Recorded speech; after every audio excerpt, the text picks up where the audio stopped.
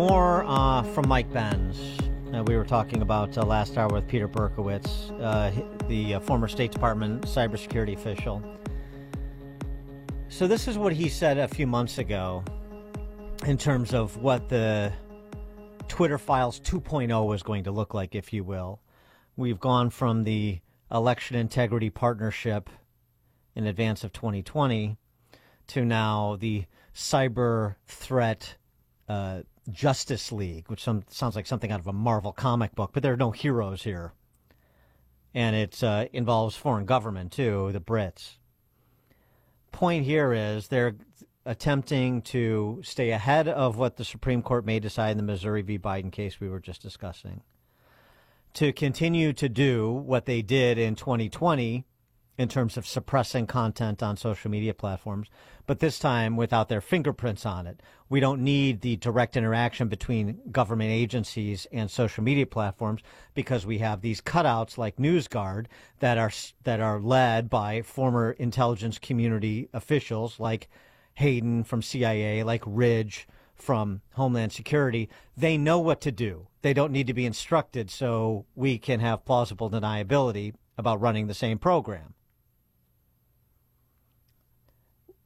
Tucker didn't get into it with Benz as much as I did when I interviewed Benz for my counterculture podcast at American Greatness. So if you want to get into this 2.0, I'm not going to go into the weeds here, but you've got to get this out into digestible bites so people start to understand what exactly is going on, at whose hands it's going on, and what the impact is.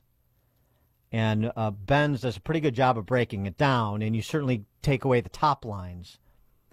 And again, this is not conspiracy theory. They're doing this. Who's the they? What are they doing? No, here's the group. Here are the participants. Here's their backgrounds. Here's specifically what they're doing. Here's the documentation. Here's the things these individual participants have said on the record.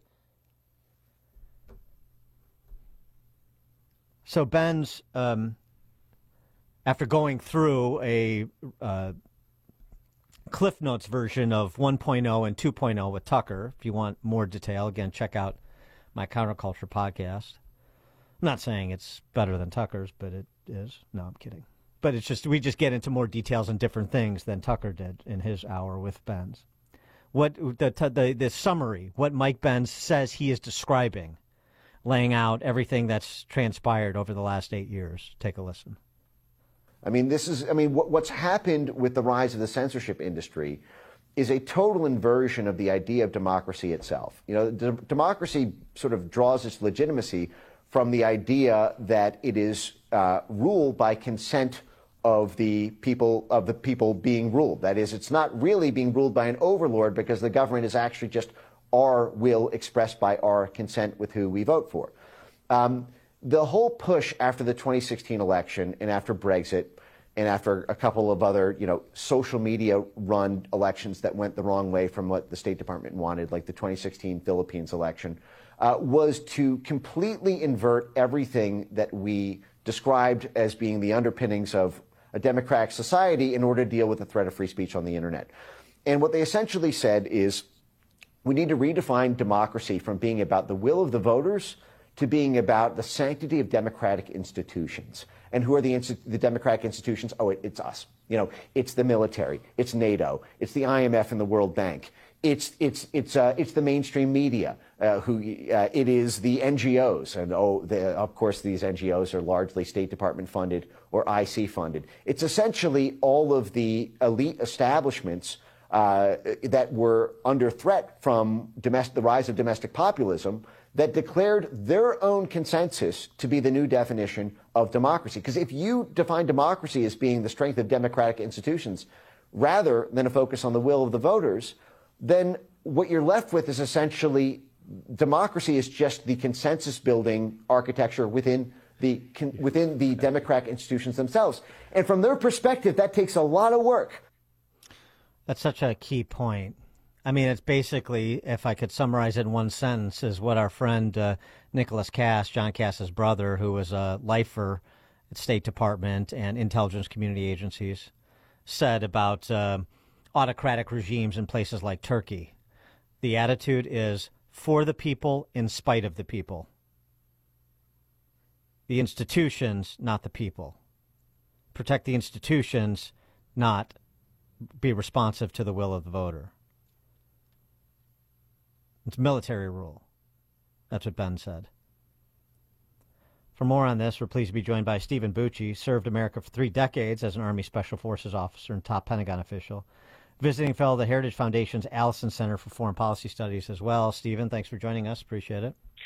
It's always my pleasure to be on the show. Thank you for having me.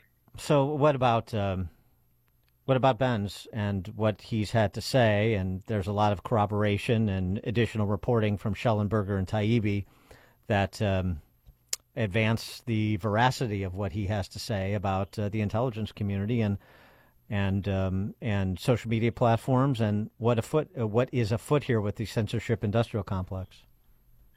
Well, I mean, if you look at what has already been revealed in the past, that the other side has stopped arguing is incorrect because it's all right there in front of them. This is the next logical step. They got caught with their hand in the cookie jar with the first, Twitter files release, and they couldn't say, "Oh no, we're not telling these social media people what to do." It was clear they were over the top. And now they've got to find a way to accomplish the same thing without looking bad and getting caught. So they've come up with these additional means to, as you accurately put it, they're cutouts now that allow them to have the same degree of influence over social media, the same degree of control over the info that gets passed around on social media, but without their fingerprints directly on the levers of action. That's distressing, because instead of learning their lesson that the American people didn't want this, and other peoples also around the world, by the way, they said, "Oh, well, we understand they don't like it, so we'll just cover it up better and be more skillful with our deception." That's scarier than the first situation, because now it'll be that much harder to reveal what's going on, that much harder for us as voters and citizens to step in and try and take action, or at least voice our disapproval. Well, it's more than that. I mean, it's a fifth column action. It's a coup. I mean, these are if what you are saying and what Mike Benz is saying, and what Taibbi and Schellenberger are reporting, it's true, then former CIA directors like Hayden and former Homeland Security secretaries like Ridge and Clapper and Brennan, these are bad people. These are enemies of a free America. And I don't understand why no one from military brass who served our country honorably and loves our country, and people who are veterans of these agencies aren't throwing a public fit about what we have good reason to believe is true, is the case with these people. NewsGuard, why is Mike Benz talking about it and a few others and no one else, for example? Well, quite likely and seemingly obviously is because they're the bosses of other people who normally would be screaming bloody murder about this sort of thing are in cahoots. They're the ones trying to help pull this off because they agree with that group of people, some in government, some no longer in government, but still in power, obviously, that feel this is the right thing to do. This is what they need to do to protect all of us from our silly, populist views and I get their cover story for their autocracy, their autocratic impulses. I get their cover story. What I don't get is where's the sort of Great Barrington Declaration style effort afoot among military and federal law enforcement to call this out and to say no. We're not going to do this. Raise the profile on this so that people start to tune into it and appreciate just exactly what's happening. Yeah, I can't tell you where it is or, why they're not stepping forward. In some cases, it could be because they're still just totally baffled that this is really going on. And I have to tell you, I knew very well some of those people on that list. Some of them are former military people who then went into the IC. And I thought very well of a lot of them. Not everybody on that list. Mr. Brennan, I think, has been a crook from get-go. But the others I had great respect for. And to see them now embroiled to this degree in an effort to circumvent our entire system is almost hard for us to believe, because these are people we trusted. Well, so I think it may be delayed, but it's not going to go away. I think as people understand, oh my God, this is real, you're going to see people start stepping up to point it out. Well, if you know them, do you feel comfortable calling them up and saying, what the heck did you just do? Or have you been doing? Well, I mean, a lot of these people are not, General Hayden, General Clapper, they're people I knew I worked under, not directly, but, like within their organizations. I don't have their phone on speed dial. It doesn't really work that way in the government system.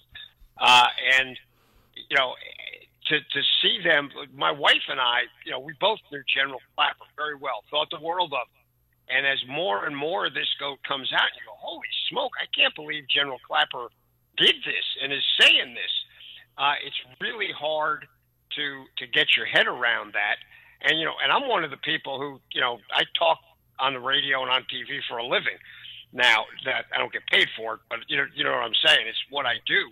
Most of my colleagues in the military, in the IC, that's not their gig. They are used to being quiet, doing their job, doing it well, and for them it's even more difficult to get out there and suddenly say, whoa, time out, this is wrong, this is not supposed to happen, because you're asking them. I'm not excusing the silence, don't get me wrong. I'm just trying to explain to you why there might be that silence, at least right now. Well, I understand, but there's also a lot of guys, it's like Kevin Brock, who's out of the FBI, and he's happy to comment on the FBI because he actually cares about the agency and law enforcement, and he's disgusted to see what has happened to it under Comey and now Wray. So I would say the same thing about veterans of our armed services or these intel agencies who have the same disposition towards their former employers and to their country, and don't have to, worry about the professional repercussions because they're out of that business. I mean, that's part of, maybe that's where you start this nucleus. And I'm not giving you a homework assignment. I'm just like, this is such a pressing matter. And we've gone through 2 elections now where what Benz is describing has been afoot. And the response by those election interferers, if I may, is to scale it, is to make it bigger and more difficult to interdict, not to reduce their entanglement in elections and efforts to suppress dissent and so forth. I mean, there's like some people that have a lot bigger voices than me. And a few others seem to be, this is like the time to take out a bullhorn and issue the clarion call.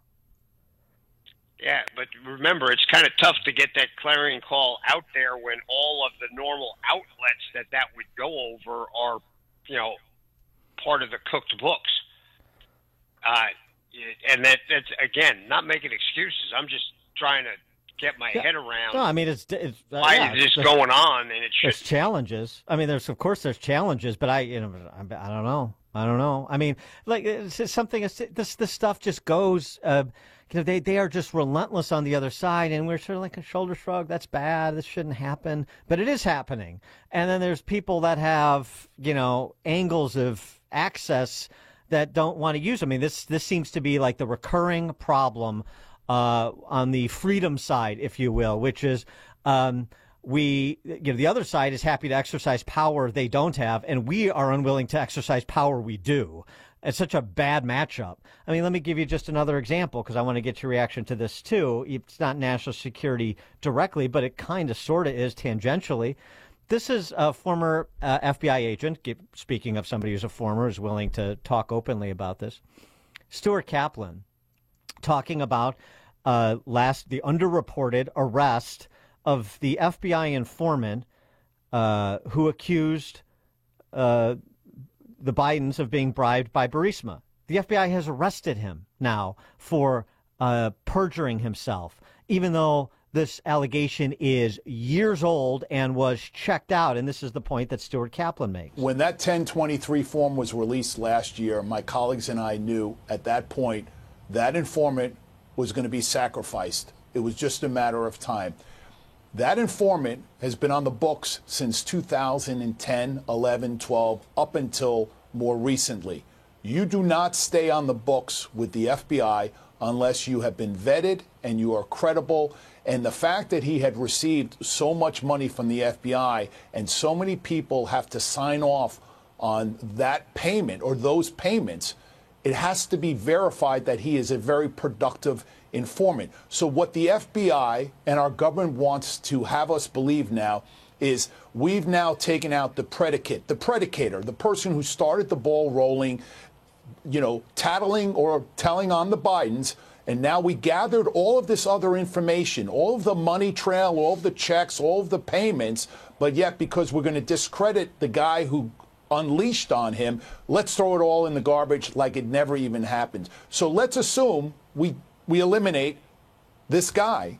We still have a treasure trove of evidence that leads directly from Hunter Biden to his father.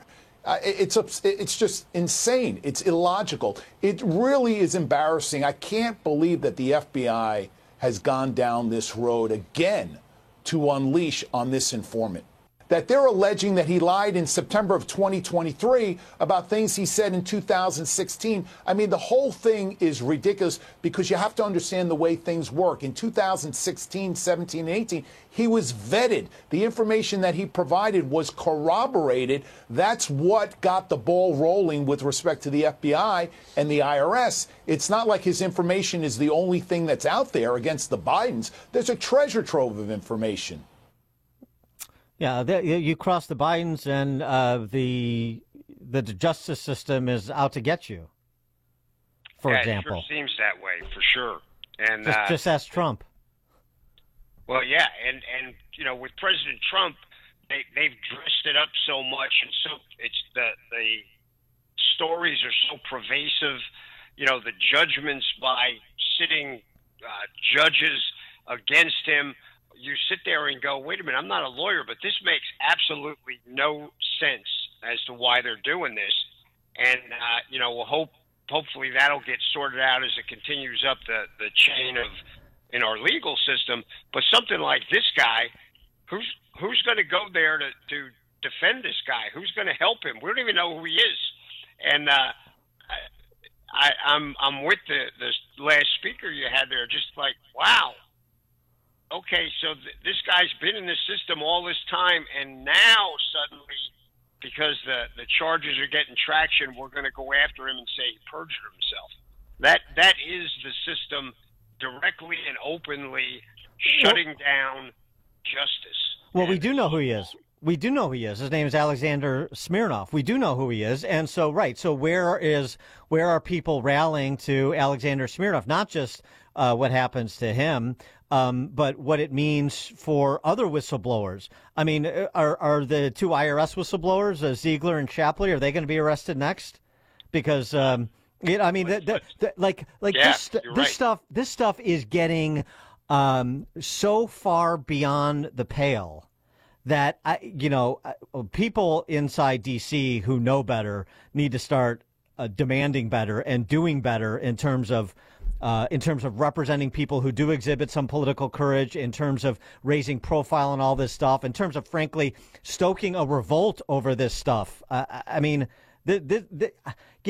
try to be pretty even keel about things, but the confluence of everything that is being substantiated and what we're seeing from the organs of the apparatus that has a monopoly of force in this society, I mean, they are chilling if you believe in a free, pluralistic society. And I just don't get the sense of urgency. Trump is not the greatest communicator on this, and nobody else on the center right seems to be particularly compelling either, or focused. I don't know, man. You're absolutely right. I would agree with that completely. We are losing the communications war part of this. We just can't seem to get any traction with our side of the story. But in some measure, it's because the other side owns the majority of the outlets over which this goes. Well, we better use what we have and build more. Stephen Bucci served America for 3 decades, Army Special Forces officer and top Pentagon official, visiting fellow in the Heritage Foundation's Allison Center for Foreign Policy Studies as well. Stephen Bucci, thank you as always. Appreciate it. And he joined us on our turnkey.pro answer line. All right, coming up on Chicago's Morning Answer. Yeah, the latest incursion into American sovereignty. We'll have more detail from Michael Brown, Global Director of Counter Narcotics Technology, former DEA special agent, talk about the intersection of Latin American and South American gangs that have a new foothold in America thanks to our open borders. That's 7:37. But now let's head into the newsroom. Catch up on news from here at home and around the world. Here's Mike Scott. 24 degrees at 7:31. Flags are lowered to half-staff today in Minnesota and in a suburban Minneapolis community. We are all hurting. Our officers